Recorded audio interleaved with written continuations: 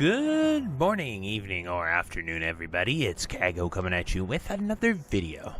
So today, I wanted to take the time to talk about if Season of Discovery is dying.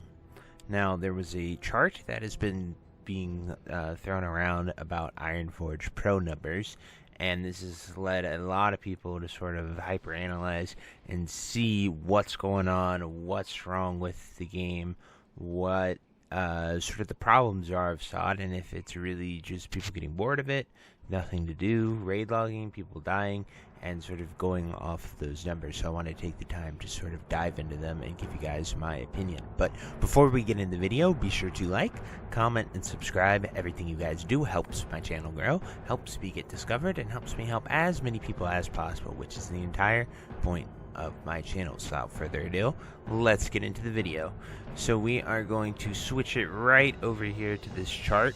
Now this chart here is what has been getting sort of tweeted around online, and when I went and checked it, I actually did a video filming at the very first data point here, and these numbers are accurate as well as the last one, so I have no way of really seeing all of the in-between points, but I do know some key dates. And so some of the key dates are right here at phase 2 launch. That's where we see our first major dip. So this was just people doing BFD at the height of it. At the very, very highest points, we were hitting 500,000 people doing it on character lockouts. That's kind of crazy. One important thing to note is you could do 1 to 25 in about a day on characters. I did some of those rune videos literally in one day from character creation to max level, just bam, banged it out. So that is something that you could do. And so some people count as multiples. Some weeks I was in here, I was counted as 8 tunes because I did 8 lockouts, 1 on every single class. I only did that a few times, so don't worry, I wasn't completely crazy. As well as these were 3-day lockouts, so keep that in mind when we take a dive here further. Then we have, this is phase 2 launch, so obviously not many people are going to level 240 in 1 week and get the lockout, so though that makes sense. But as you see, we start to progress further and further. Nomergon was pretty much the same as BFD, other than the fact you had to get level 40. And so we see that here, like, it peaks at about 325k, whereas this one peaked at about 500k, and it's kind of crazy to see like such a disparity. Obviously going 25 to 40 was a bit of a challenge, but just seeing how much drop off here, and I can't attribute 200,000 people to just alts. I think that that's kind of insane.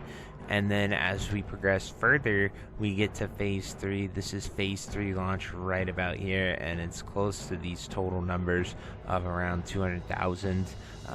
Not much has changed in the 4 weeks of data that is shown here from launch. And the biggest one for Sunken Temple. Now this is where this makes sense. This drop off from phase 2 peak to phase 3 peak is half, because it takes 20 people to do Sunken Temple opposed to just 10. So this actually makes a lot more sense. Obviously it takes twice as many people, and the raid is on a weekly lockout, so those numbers do actually make sense. The biggest drop is really from phase 1 to phase 2. The phase 2 to phase 3 kind of been sustained.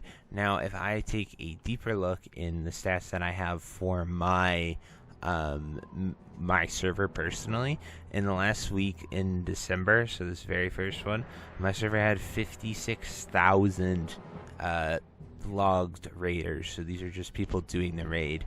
And then if we take a look right here in April, it's at 24,000. So that is such a huge sort of drop off, almost half the people raiding. But it does make sense because Sunken Temple is 20-man people. So what can I conclude by looking at all that? I don't really know. It does seem like there are obviously a lot less people, almost 200,000 less people doing the raid, but that's not too crazy by the numbers, because it is Sunken Temple, and that takes 20 people to do the raid. So that is pretty, that is a fair analysis.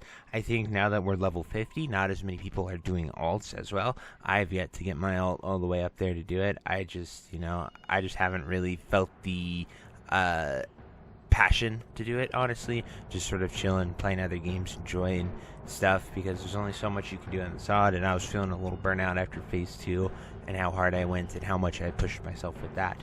But that's sort of a deep dive into the numbers, looking at the statistics, the data, the stuff like that I have seen and sort of shared with you all there. It is very interesting that is where it falls.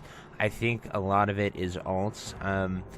Without having actual server numbers, it would be hard to get a real thing. The only thing that I can really say is it does feel like there are a lot less people on the server, mainly because we're not getting big layers. And I'm here on Horde Crusader Strike, so Crusader Strike is the most popular US server, and so it's I'm only seeing like 2 to 3 layers at peak hours even, so that's a big example. I know they did introduce dynamic layering, but even in phase 1 and 2 we were sometimes getting 8 or 9 layers, so that tells me that there has been a big drop off. And I know that War Within's coming out. I know that Cataclysm pre-patch just dropped, so I know there's tons of sort of WoW that other people can play and might find exciting other than SOD, because for most of SOD's longevity it's been just SOD, because Dragonflight was in its final season, and we had Wrath was on week like 30 of ICC, so people were a little bored with that. So anyway, guys, that is it for this video. I would love to hear your thoughts, what you think about Season of Discovery, how it's going, and stuff like that. But anyway, I hope you have a great day, and until next time, I'll see you later. Bye-bye. If you made it to the end of this video, thank you so much for watching. It truly means a lot to me. If you happen to find anyone that you know would also benefit from watching this video, please share it with them. It helps me out a ton and allows me to keep doing what I love every single day, and that is gaming and sort of helping people any way that I can. So finally, thank you so much, and I hope you have a fantastic day. Goodbye.